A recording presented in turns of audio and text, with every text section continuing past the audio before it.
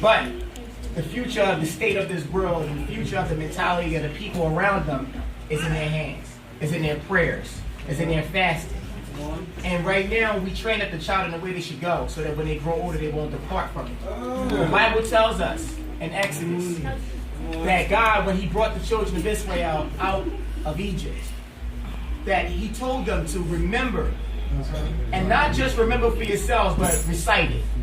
Tell your children so they can tell their children. So they can tell their children. So they can tell their children. Now, along the line, everybody's Egypt is the same. When we talk about Egypt, we talk about bondage. Everybody's bondage was not the same, but bondage is bondage. Some of us was financially bonded. Some of us was mentally bonded. Some of us was spiritually clogged and bonded. My brother said, break every chain. We had shackles and chains, and some of us still do have shackles and chains. It's just not in the visible places. You know? But I want the youth to understand, because the Bible tells us to remind the youth of what we went through. Not when they're going through, but before they go through. Don't wait too late to tell the youth what you went through. Because when you do that, you can prepare them to make a better decision. Not when they're out there doing something and then you try to tell them what you did and how it played out for you, because in their head, it's not going to happen to me. That happened to you. But we have to tell the children, we have to teach the children. Now, I'm not saying that because I have my daughter, and I'm looking at, and I ask God, how do I raise her? What do I say to her? And I have had bondages in my life. I've had situations when I was so mentally distraught that I forgot how to be joyful. Come on, man of God. I forgot how to be happy. I was at a low part in my life, and this wasn't like years and years and years ago. This was not too long ago. Come on.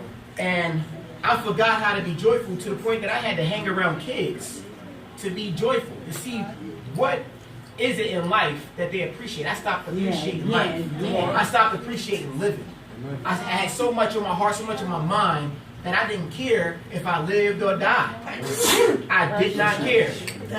I did not care. I wasn't at the point I'd take my life. I wasn't at that point, but I didn't care.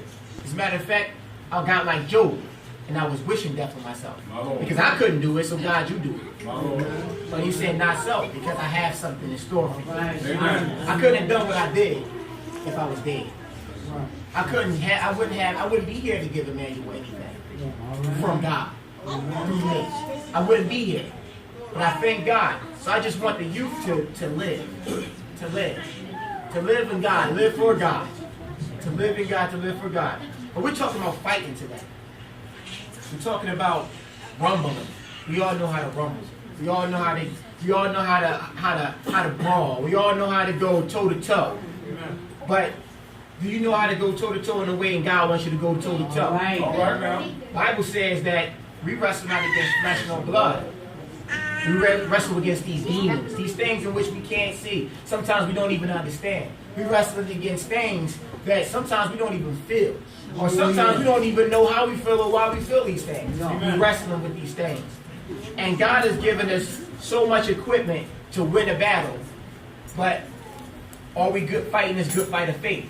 Or we're fighting as much as I want to fight, and then as much as I want to fight God your way, and then I'll try it my way.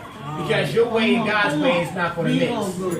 Your way and God's way, your things which you think you're supposed to do or think you should do, what God told you not to do but do otherwise, and you think that what you want to do, you're just going to mess it up. And you're going to end up having to fight even more, having to fight even longer.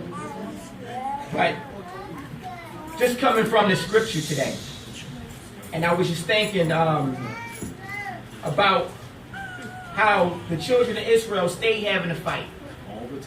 They stayed having to fight.